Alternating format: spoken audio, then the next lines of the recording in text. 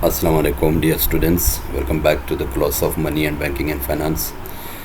Dear students, today is our 13th lecture of Money and Banking and Finance. We are about to start third part of the subject. We successfully completed two parts of our subject, such as first part money and the second part was banking, and now we are in a position where we will start the third part of the subject, that is finance.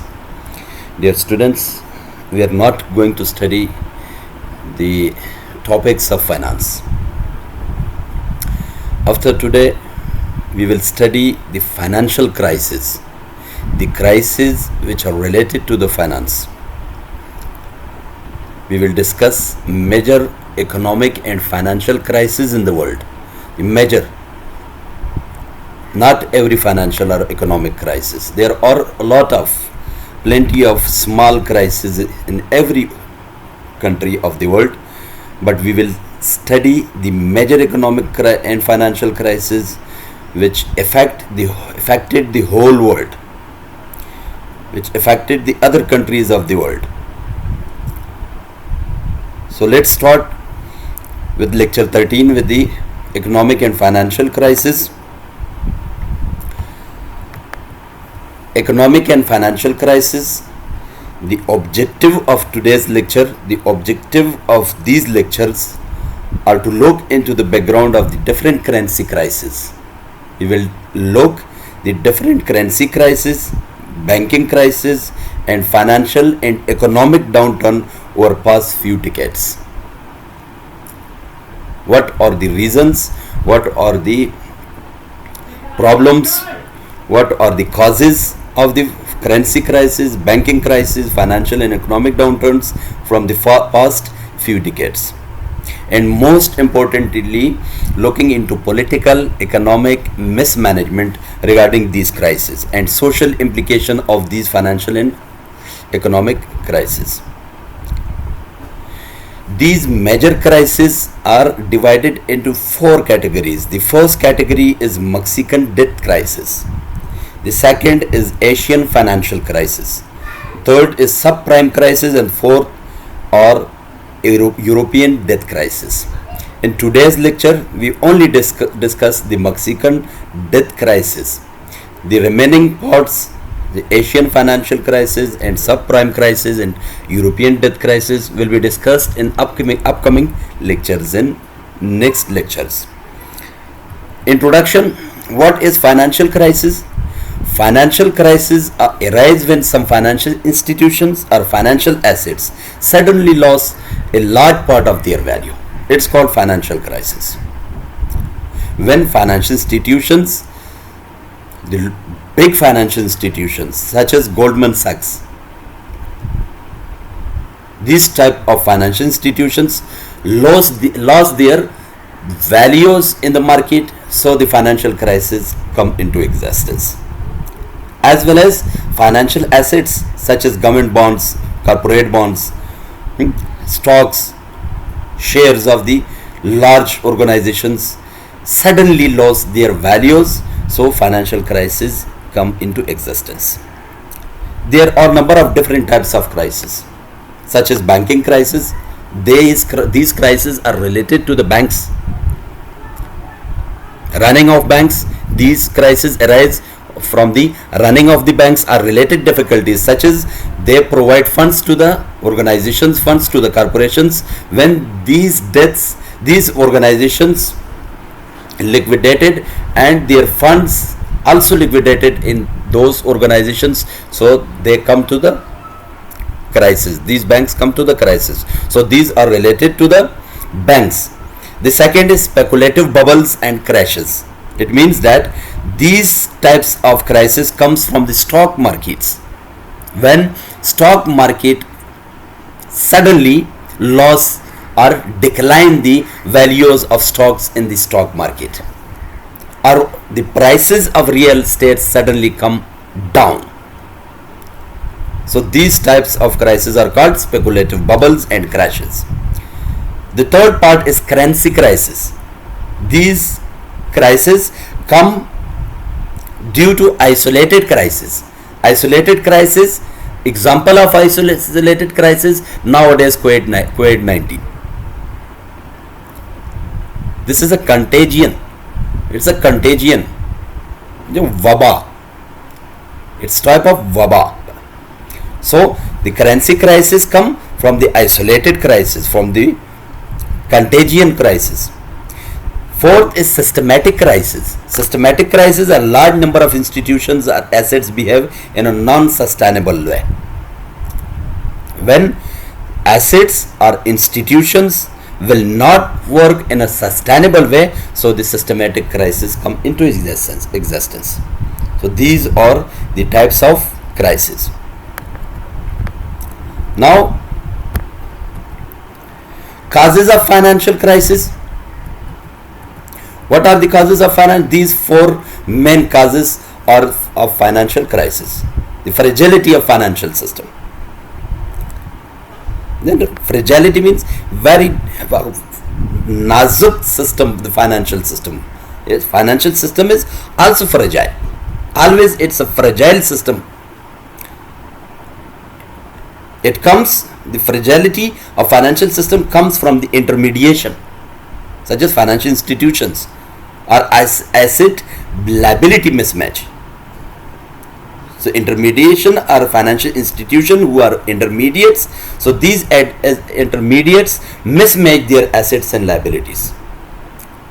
The second cause of the financial crisis is amplifying factors such as imperfect knowledge and hard behavior of the investors and corporations. So this imperfect knowledge about the market from the corporations or investors bring credit and high leverage for them. So this credit and high leverage brings financial crisis. Third is collapse of asset prices. Before we talk about it, when suddenly the asset price collapse, at that time again financial crisis arise, such as liquidity problems, possible contagions. So these possible contagions and liquidity problem brings asset price to be collapsed. And the fourth cause of the financial crisis is regulatory failures. When regulatory bodies will not work, cannot work, or they are not able, or they have no capability to regulate the financial institutions or to regulate the financial market. So this unregulated banking and financial market brings financial crisis in the market. So these are main causes of the financial crisis. First, we will discuss the Mexican peso crisis or Mexican debt crisis. If we look to the Mexican economy seemed healthy in early 90s. In 90s, the Mexican economy was very healthy at that time. At that time, it was very healthy. Even Mexico was in competition with the United States. Mexico was in competition with the United States. But NAFTA took effect early in 1994. What is NAFTA? NAFTA is the North American Free Trade Agreement. North America Free Trade Agreement took effect early in 1994 to bring back the Mexican economy into stability. At that time, in early 90s, foreign investment and a huge credit expansion was decreasing at that time, and central bank had billions of dollars in reserve in 90s, early 90s, and these reserves was increasing. The reserves was increasing in early 90s, and the foreign investments and huge credit expansion was decreasing at that time. So these brought the Mexico into crisis. Then what happened? Now we will discuss Mexico debt crisis. What are the factors contributed to the Mexican debt crisis? The main contribution was of credit expansion. The factors contributed to facilitate the abundance of credit expansion. Credit was expanded that time. Improved economic expectations at that time. Substantial reduction in the public debt. Public debt was decreased at that time. Phenomenal international availability of debt at that time for Mexico. There was a large number of international availability of debt for the Mexico. So this brought boom in real estate. The real estate of the Mexico was in boom. It was in high price because the economy was healthy. Boom in the stock market also. The stock market also boomed at that time, and unregulated banking sector brought to the Mexico debt crisis, and strong private investment response. Private investment was strong response to these types of factors. If we look the Mexico debt crisis in short, so the peso was becoming overvalued. Exports were decreasing at that time. Imports were increasing current account deficit. This export were decreasing, imports were increasing. It brought the current account in deficit. Foreign exchange reserve being depleting. It was finishing, and flight of capital from Mexico started from 90 to 94. As a whole, fall in domestic savings. Domestic saving became lesser, and a rise in domestic consumption. Domestic consumption was large. It was a rise in that factor contributed to current account deficit. If we look the Mexican debt crisis in detail, so you can see due to policy reforms in NAFTA, North America Free Trade Agreement, a lot of capital such as $102 billion was flowing into Mexico, making the peso appreciate in value. The peso of Mexico was appreciating due to $102 billion inflow to the Mexico. The Mexican government kept the value of the peso within a crawling peg exchange rate. Crawling peg exchange rate. Government also worked on it. And what is crawling peg exchange rate? It's a rate regime that allows depreciation or appreciation to happen gradually. Same like the fixed exchange rate, and it's also part of exchange. Crawling peg exchange rate is also the part of the fixed exchange rate. So if you remember, we studied fixed exchange rate, that there was a narrow band in the fluctuation of exchange rate. So crawling peg exchange rate is also the part of fixed exchange rate. There was a slow and gradual movement in exchange rate. The exchange rate was controlled within a narrow target band, whose upper limit was raised by bit by bit for gradual nominal depreciation. There was a nominal depreciation, gradual, very low, very little bit gradual depreciation in the peso of Mexico. But in real, the peso was appreciating. The government was depreciating in very low band, but in real, the peso was appreciating, contributed to current account deficit. This appreciation in reality brought the current account of the Mexico in deficit. Thus the peso became overvalued and exchange rate became too high for a sustainable equilibrium in balance of payment. Higher interest rate, which causes external debt to rise even more, are needed to prop up an overvalued currency until the inevitable devaluation take place.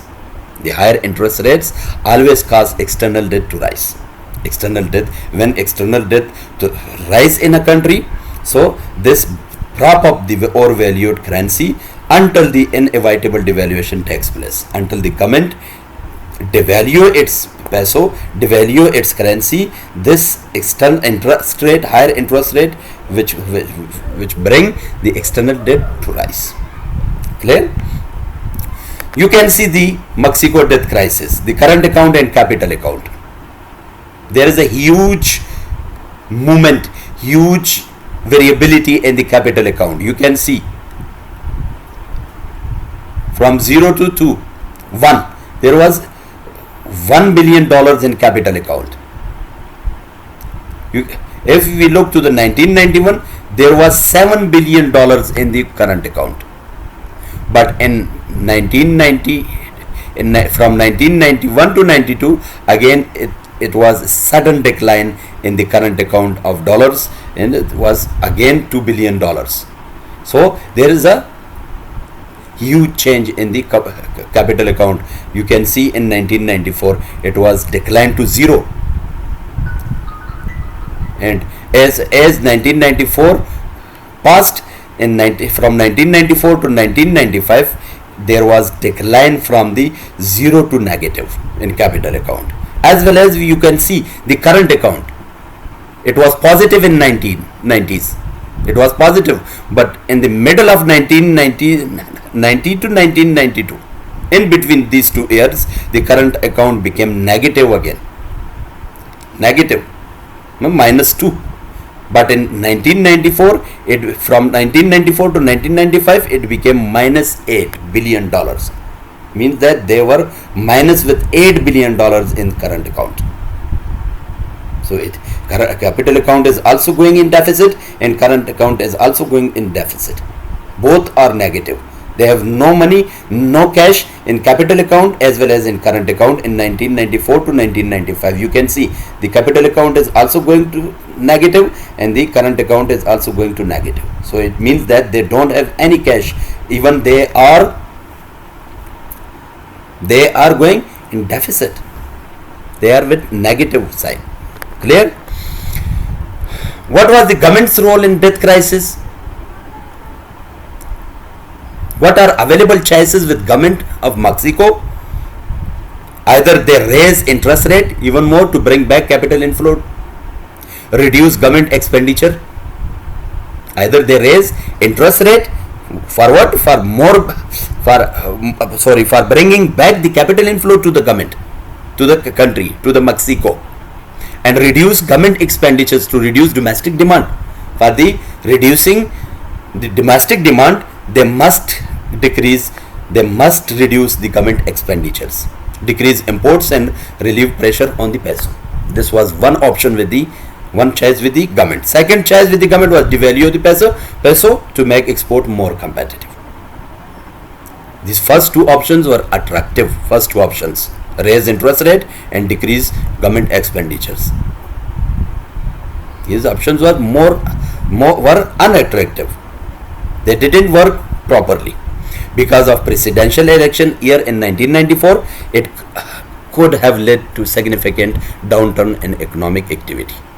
With all these factors, there was presidential elections in Mexico in 1994. So this also brought the Mexico peso and Mexico economy in downturn, and could have further weakened Mexico's banking system. And these elections, with all these factors, the Mexican banking system was weakened. Devaluing the peso would have undermined its commitment to maintaining a stable exchange rate. When they devalue the peso, so it will affect the stable exchange rate. It brings the exchange rate movements. So the basis of its success and attractive foreign capital. So this will bring a foreign capital to the Mexico. Attract foreign capital to the Mexico. These were options with the government. Rise in US interest rate also affected the Mexican peso. In February 1994, the Federal Reserve of the America raised its federal funds rate target because of inflationary pressure. So the Mexican government thought it was only temporary and made no substantial policy changes regarding the interest rate of the US. So it also affected the Mexican currency. Shift from CITES to Tiburones. Banco de Mexico, in an attempt to control the outflow of capital, the interest rate on short term in 91 days peso denominated Mexican government bonds, which is called CITES, was increased from 10.1% to 17.8%. It is a very huge change in the government bonds. You can see there was loss of 7.7%. It didn't work. Investors too scared of an upcoming devaluation. So investors still were scared that government again devalue the peso.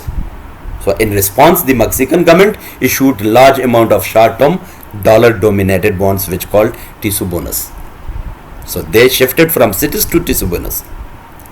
Although there was change, although there was increase in the percentage of the government bonds, so again still they converted to the Tisubonos. Now any devaluation would be the government's problem. At that time, the problem was for the government. Any changes they brought in the government bonds or the dollar dominated bonds or any other bonds, so it will bring a huge problem for the government. So the Mexican peso crisis in December 1994, the Mexican central bank devalued the value of the peso relative to US dollars by 15%. Devalued its value, devalued the prices of the Mexican peso by 15% relative to the US dollars. This action was accompanied by, this action brought high interest rate in the Mexico, low investment in the Mexico, capital flood from the Mexico. Most investors retracted their capital from the Mexico, low production, high unemployment, and Mexican government faced to freely float its currency. Before they were in fixed currency, but now they forced by the other countries, they forced by the other factors that they must free float their exchange rate. So what happened now? At that time, at this point of the time, the peso crisis was now full blown, and Mexico was forced to turn to international sources for assistance. At this time, the Mexico was in full blown. The crisis were full blown in Mexico, and the Mexico was forced to get the international assistance, to take debts from the international assistance, from the international financial institutions, from other countries. So reasons of flight of capital, why capital flowed from the Mexico? A large portion of the capital inflow went into short-term financial investments such as bank deposits and government bonds. Bank deposits and government bonds brought financial investment to the Mexico in short term. So that could flow out at tremendous speed of financial crisis arose. Types of investment in capital account. The direct investment by foreigners, usually companies buying factories, retail stores. This is also the factors which contribute to the capital account of the country. So these were flown. Any investor was not ready to purchase any or buy any factory or direct invest in the Mexico or direct invest in retail stores or in factories. So therefore the capital was flown from the Mexico. This type of investment is frequently long term.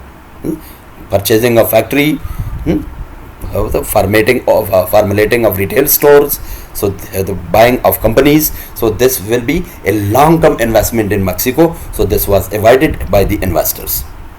Tends to change too slowly to play a role in financial panic, and this slow investment of the investors brought a huge role in financial panic. The second was the portfolio investment in Mexican stock market, which totaled $28 billion over the past 5 years. So it was only $28 billion in 5 years. So it means that the stock market of Mexico was down, which is very sensitive to any unexpected event and circumstances.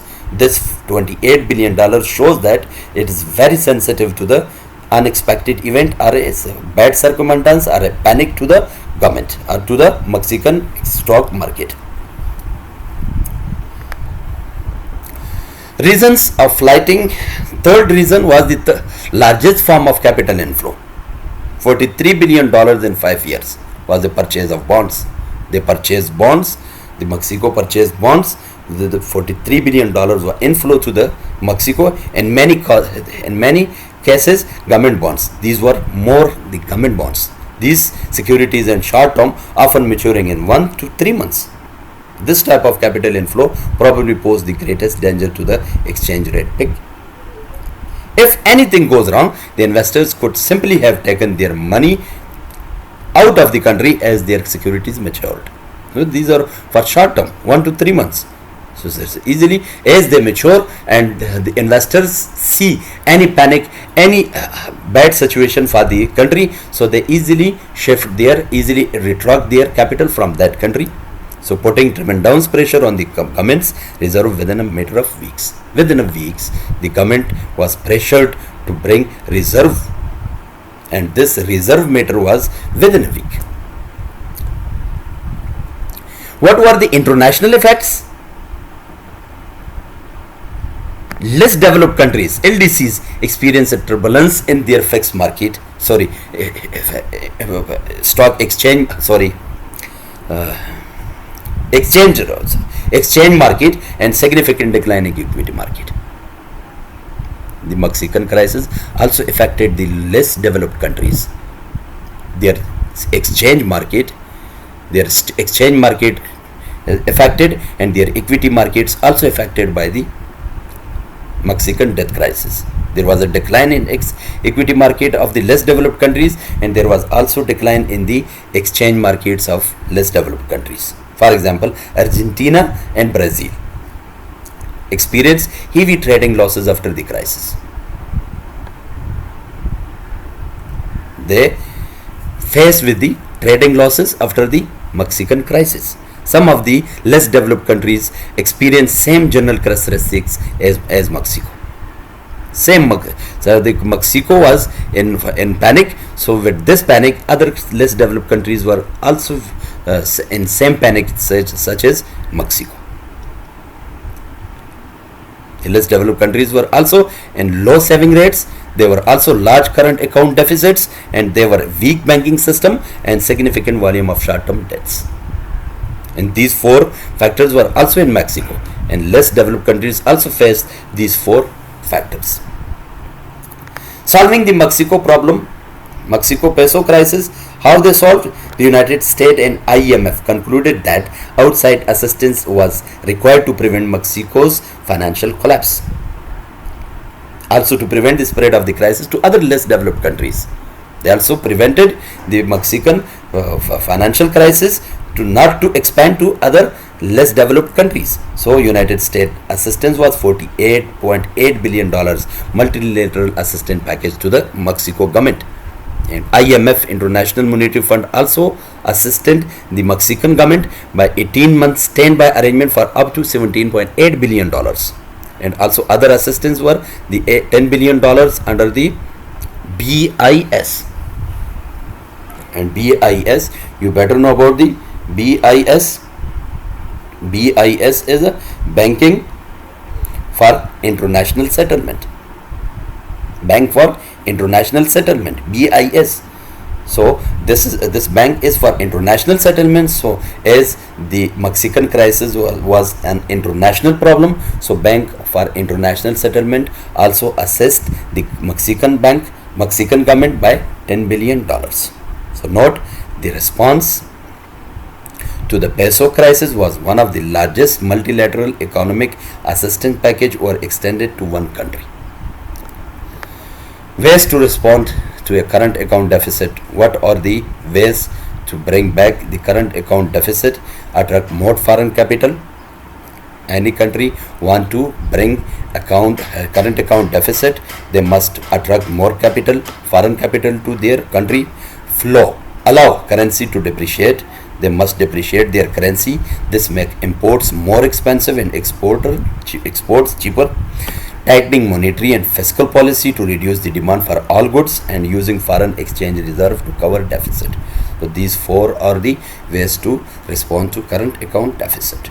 So thank you so much. Thank you very much. We will discuss the other three financial crises, such as Asian financial crisis, subprime crisis, and European debt crisis, in upcoming lectures. For now, have a nice time, have a good time. Thank you so much. Thank you very much.